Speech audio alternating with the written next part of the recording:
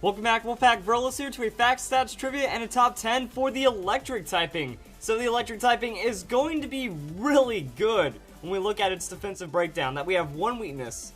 That's ground, that's it. Some of these Pokemon even get levitate. That's pretty absurd. Also, we get resistance to flying, steel, and electric. So 3 resistances, 1 weakness. That's an amazing trade right there. Offensively, though, it's kind of the opposite, that we only have 2 weaknesses, but then we are resisted by quite a bit, and we are immune by ground. Pretty much a hard counter to electric, and that just makes a lot of sense. We're breaking down these statistics. Electric typing has the second least hit points and the second least attack. At the same time, we don't have much on our defense, but the special attack, special defense, and speed is pretty solid. We do have 5th place for the average special attack of all fully evolved electric type Pokemon, which is pretty good, and 3rd place for the speed. Kind of interesting to see how low the speed ratings are compared to the other stats. That having a 90 base stat average makes you 3rd place for speed, but only 5th place for special attack. Pretty interesting, but at the end of the day, we are 13th place for our base stat total average, which means not a lot of power, but there are quite a few single stage and low base stat electric type Pokemon that could bring the average down, and it isn't too much else from there. As far as individual Pokemon trivia goes, we have Mega Ampharos being the most fabulous Pokemon in the game, and having the single highest base stat of any electric type Pokemon with 165 special attack. Also, Electrode is the 10th fastest Pokemon, and the fastest electric type Pokemon with 140 base speed, so we got a lot of really cool stat breakdowns from there. Other trivia is that there are only 5 legendary electric type Pokemon, including both Thundurus forms, and only 6.5% of all Pokemon are going to be the electric typing, making it the 11th most common typing, and the electric typing can't be paralyzed. As for some more interesting electric type trivia, we have it to where all electric type moves introduced in Generation 1 began with the word Thunder. Thunderbolt, Thundershock, Thunderwave, you know, the list goes on like that. That's pretty crazy. Also, the electric type has been represented in every region except for Johto. However, every main series Pokemon game has an electric type gym involved, because in Gold and Silver, we go back to Kanto, and then we have Lieutenant Surge. So that's pretty interesting. And the last little bit of trivia is going to be that there are 3 exclusive abilities that only electric type Pokemon can have: Static, Motor Drive, and Volt Absorb. And Motor Drive and Volt Absorb just give a full electric immunity as well, so a lot of really cool, interesting trivia. As for electric type attack coverage, it's going to be alright. We do have a lot of those immunities with ground type Pokemon, and we don't have a crazy amount of super effective hits, but all we have to do is pair it up with ice, and that changes dramatically. The electric and ice is going to give us very, very good coverage, only having 5 resistances and 1 immunity, that being Shedinja, and then a really solid coverage throughout. Alright, now it's time to hop into Pokemon Showdown. We have to start out with Pikachu at number 10. The company mascot is also a very powerful Pokemon that does have a couple of really interesting options, and now after the Pikachu Cup, we did receive the special Pikachu, so it's even a fear Pokemon. So with Endeavor on Pikachu, you can do some really scary things. So you use Endeavor, and then since you get like a level 10 Pikachu, go into Quick Attack from there, and that's a Focus Sash, so Focus Sash, Quick Endeavor, Indata, Pikachu, so it's a Feep instead. And then we also have some really good options in double battles and potentially singles as well, that as long as we're outspeeding with our 90 speed, we get access to very powerful moves like Volt Tackle and even Knockoff. That Pikachu does get Knockoff as a tutor, so it does some pretty crazy things. Or if you want it to be a direct support Pokemon, has Fake Out, has Encore, has all sorts of really interesting things that can throw your opponent off guard. Then you go Fake Out into an Encore and you start knocking off items in double battle. Well, the opponent's going to have a pretty hard time dealing with that, and it can even just throw out some really crazy things like Electro Web. So then you get the speed support down. Now Pikachu is just being a really difficult Pokemon to deal with. Also, you give it a Light Ball, and that changes its stats around, so if you're getting the outspeeds, it can also pump out a serious amount of damage. So I mean, Pikachu, yeah, rightfully deserves to be in the top 10, and why not? It's an awesome mascot. So, alright, we're going to go into the next one. That's going to be number 9, Electivire. Electivire, it's number 9 on the list because while it is a very powerful Pokemon, it's limited in being a physical electric type Pokemon. The best move that's going to get access to isn't Volt Tackle.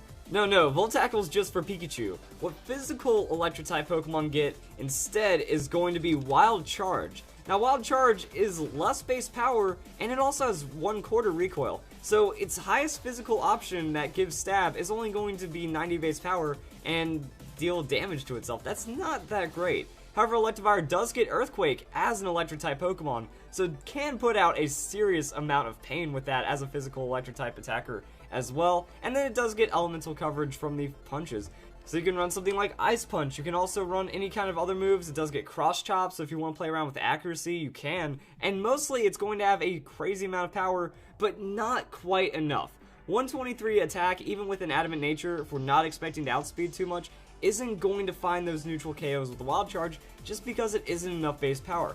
At the same time with Motor Drive, if we switch it on an Electric-type move, we do gain enough speed for it to really matter, and you can run Vital Spirit if you want to counter out some kind of sleep tactics. So it does have some pretty good options. You can trade effectively, so it's a great coverage Pokemon, not just a great base power one-hit KO Pokemon. That's why it's number 9 on the list. Alright, number 8 is going to be Mega Ampharos. So we see Ampharos on the list again, and that's just because it's too magnificent to not have. So it's a 165 base special attack Pokemon, and since you're not worrying about the speed, slap a Modest Nature on it, you can run Bulk, and now it becomes a pretty difficult Pokemon to deal with. The problem is it did get a bit of a nerf, with the introduction of fairies kind of limiting the power of dragons a bit, and Ampharos not really benefiting from the dragon typing at all. Like, it just gets a stab Dragon Pulse. While that is cool, you do add 3 weaknesses to your 1 weakness electric typing, so it does become a bit more vulnerable while becoming more powerful. This can be worked around though, because Ampharos does have access to a move like Charge. Charge is going to boost your special defense. You also have Cotton Guard, which drastically raises your defense 3 stages. That's 2.5 times your defense. So it's a very tanky Pokemon, or you just go for outright damage. Run moves like Thunderbolt, Signal Beam, a Hidden Power. You can even have Charge Beam instead of Signal Beam, that way you have a chance of boosting your special attack. Then you run Dragon Pulse under a Trick Room, and now this Ampharos is going to find some serious KO potential, and that's kind of it. So you can run a little bit of an interesting set by like playing around with Charge, Tankiness, and Cotton Guard, or you just go for outright damage in Trick Room. It isn't going to be ultra reliable, but with the right amount of dedication and setup, it can be very rewarding, so it is going to be number 8 on the list. Alright, number 7 is going to be Zapdos, and mostly because Electric-type Pokemon that are special attackers, they don't have insane coverage. That's generally going to be an Electric-type move, and Signal Beam, and that's kind of it. But Zapdos does get access to Ancient Power and Heat Wave. Heat Wave is going to be the big one here because next to Discharge, Zapdos pumps out a serious amount of damage in double battles. Max out the special attack, you can even go with a Modest Nature and then run something like a Tailwind. Now you're supporting for your team, and because you have those legendary base stats, you're able to tank up a hit pretty respectably, set up the Tailwind, outspeed your opponents, throw out the Heat Wave for coverage, Discharge for even more coverage, and Zapdos does have excellent synergy with Ground-type Pokemon. They use Earthquake, Zapdos isn't affected. Zapdos uses Discharge, the Ground-type Pokemon isn't affected, and it's just an overwhelming amount of support and damage coming from the Zapdos, so it is something to consider. Because of its power in double battles, I do have to give it the number 7 spot. Alright, number 6 is going to be Galvantula. Galvantula is a Pokemon that I feel should be on number 6 in the list, somewhere around the middle. I don't know how many other people agree, but that's because it's just one of the better setup Pokemon in the game. That it's actually a setup Pokemon with pretty decent kill potential, and that's very surprising. The reason why is Compound Eyes. This Pokemon's moves have their accuracy multiplied by 30%, which means a move like Thunder, going to be very high base power, going to get stab, but only 70% accuracy. Well, now it has over 90% accuracy, so it's pretty reliable. We also have Bug Buzz, and then the big move here is going to be Sticky Web. Now, I feel Sticky Web is one of the most powerful setup moves in the game because you have a lot of Pokemon this 80 to 100 base speed range that they just need to outspeed the Pokemon and they win. Pokemon like Mega Medicham, you give them a Sticky Web, and now it can pretty much 1 or 2 shot almost anything in the game, and that's really scary to think about. All you need is that Sticky Web setup, and then you trade really well.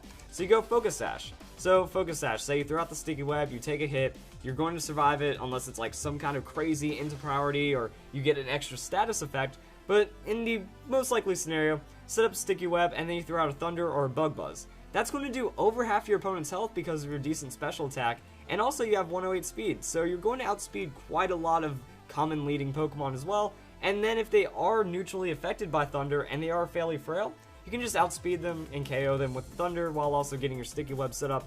So that can be pretty powerful, and then it can snowball the game from there. They're either going to be forced to clear it, or you just bring in a sweeper Pokemon that needed that speed support, and that's how you win. Also, it does get access to Energy Ball. So again, it does break the coverage barrier by having Thunder, Bug Buzz, and Energy Ball. Then it sets up, it can trade effectively. Say your opponent goes for setup, so you use Sticky Web, they use Stealth Rocks. Well, now you two-shot them with Bug Buzz or Thunder, and then you get extra damage on the Pokemon coming in unless it's going to be faster than you. Overall, Galvantula. Reliable speed, reliable setup, and just high amounts of damage because of Compound Ice and Thunder. So that's why I put it at number 6 on the list. Alright, number 5 is going to be Magnezone. Now, while not everyone understands how magnets work, we understand that Magnezone does work really well, and all of its abilities are useful depending on what you want it to do. If you want it to come in and trap Steel-type Pokemon, you can slap Hidden Power Fire on it. So Hidden Power Fire means you're going to be able to take out Ferrothorn very effectively and other Steel-type Pokemon with that Magnet Pull, but that's not it. Magnezone also has some very, very good tankiness. At 115 and 90 on defense and special defense with 70 hit points means even a super effective hit, you have a decent chance of surviving.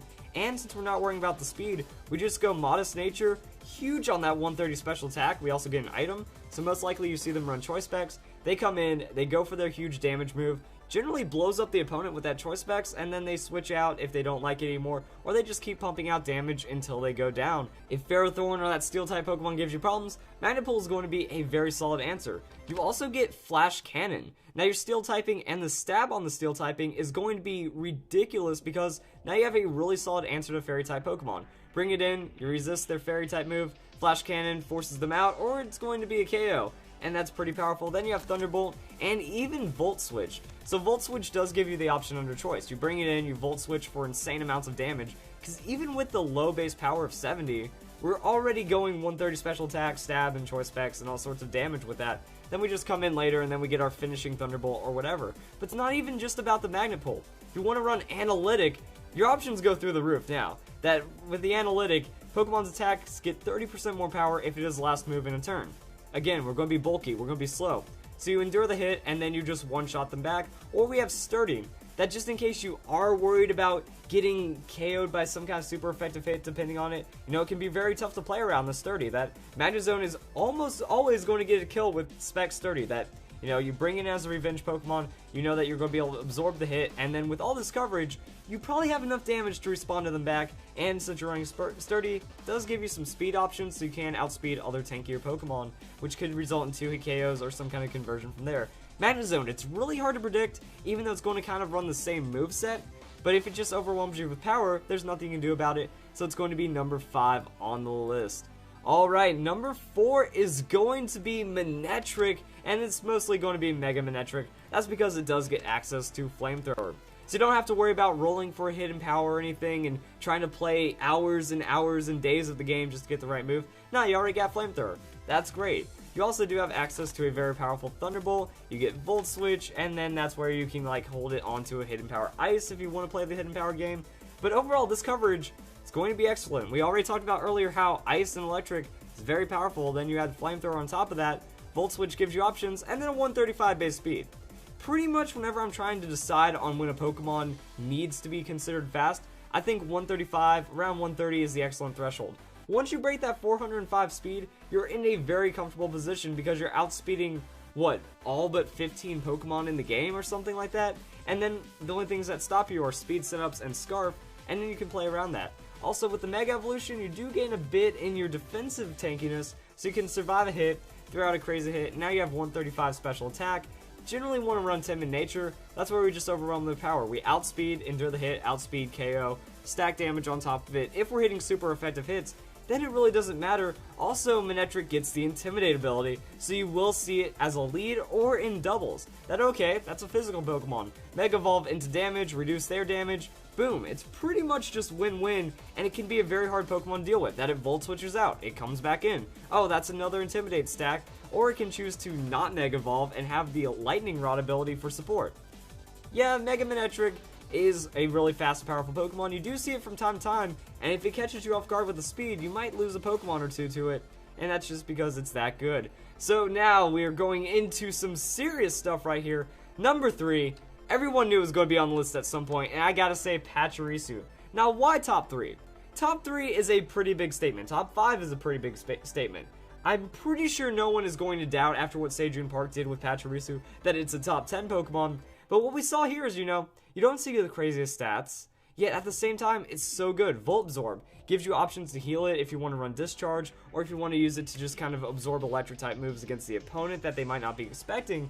You're at their Discharge potential, you can switch it in, you can play all sorts of little games with Pachirisu, but it's mostly going to be on the move Follow Me. That it's an excellent Follow Me Pokemon, and it's just something that people don't expect. That really what makes it shine is the unsuspecting power of Super Fang. That Super Fang is going to do half of their current hit points, which means little old Pachirisu, when it's not following me, it's just going to use Super Fang and take out half of any Pokemon's health, which means the other Pokemon attacking is just going to be able to clean up incredible amounts of damage really quickly. Also, you do get access to Nuzzle. Nuzzle means that if they have some kind of setup, like you get taunted as Pachirisu, you can still paralyze your opponents. So as a support Pokemon, you do keep your options. Then you paralyze them, you break Sash, you do a little bit of damage, and that does give you options, and then you run like Protect or something. But in double battles, this Pokemon caught people off guard because at the same time, you want to focus it, and then you don't want to, but it Follow Me, so you have to focus it anyway. Citrus Berry, it's like you have to kill it more than you need to, and then the other Pokemon just goes down. So you use Follow Me, they get their setup, you Super Fang, and then it snowballs so much advantage. But pretty much the reason why I'm going to put it in the top 3 is just the surprise. That no one thought Pachirisu would ever be a competitively viable Pokemon, and yet it won Worlds. And it wasn't just a Pokemon slapped on the team to laugh about winning Worlds. No, this Pokemon had an impact in every game it showed up in. It also just makes a stand, that it shows that if you understand the intricacies of almost any Pokemon, the ins and outs, how to support it, that the message that it represents is worthy of being a top message. If anything, that it is a very powerful Pokemon. It shows almost any Pokemon can be a very powerful Pokemon if you understand it enough and then you support it just right. So the message that it sends, the power that it shows, and also just its effectiveness makes the top 3 on the list. Alright, number 2 is going to be Thundurus. Now, both Thundurus Therian and Thundurus are very powerful Pokemon. Now with Thundurus Therian, you do have a very high amount of special attack, and then you can really play around that. And Thundurus is going to have the Prankster ability, which is absolutely dumb to have to deal with. In double battles, it's going to work as a very good taunt Pokemon that has taunt, that you can also go with something like Thunder Wave, that you can also convert into very high amounts of damage because 111 base speed. Cool, you're outspeeding a lot of Pokemon. 125 special attack. Oh, now you're also doing a lot of damage while providing that taunt, while providing Thunder Wave, while also just going for whatever else you feel like, that you can slap on Hidden Power, go for Thunderbolt, so it's still a very threatening Thunderbolt, and then you just run out the coverage however you feel you need to, and it even has Nasty Plot.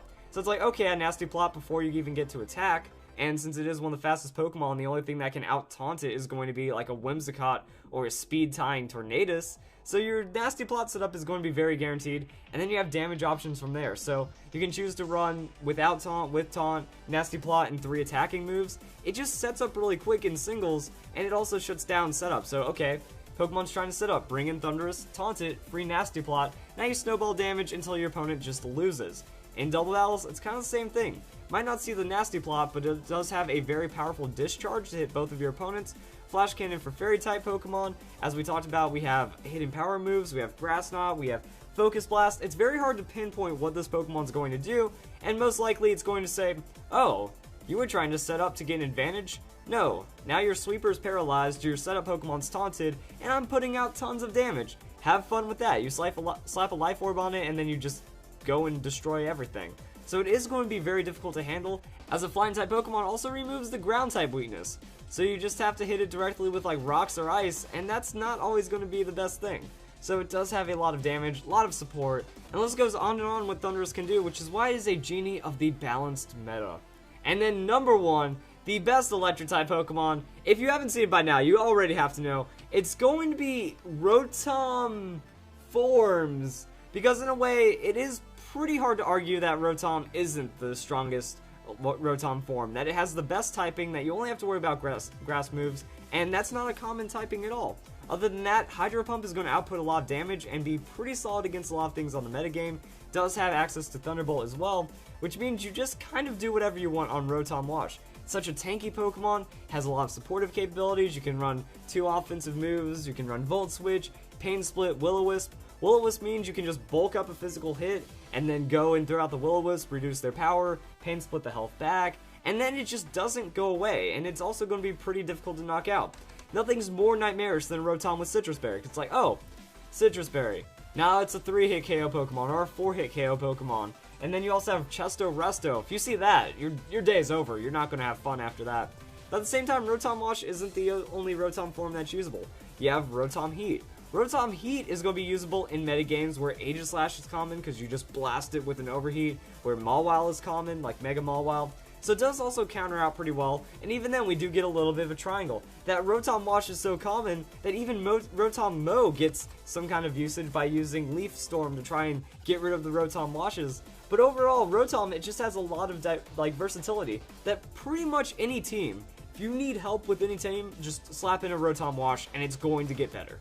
That if you need that 6 slot for a Pokemon, singles, doubles, whatever, you just throw it in there, you change out the moveset to what works best with your team, and it's just going to work. That's going to be a reliable switch in, reliable Pokemon to scare off other Pokemon, damage from whatever special move it has, and it throws out status. It's too good of a Pokemon for utility, too reliable of a Pokemon, and it's one of the few Pokemon out there that almost no matter what is going to make your team better, and that's why I have to put it number 1 on the list. It's everywhere, it's reliable, it's powerful, and it just does a lot of really scary things and a lot of pretty dumb things as well. So I hope you guys enjoy this video, top 10 electric type Pokemon, facts, stats, trivia, and I hope you all have a nice day. Thank you for watching.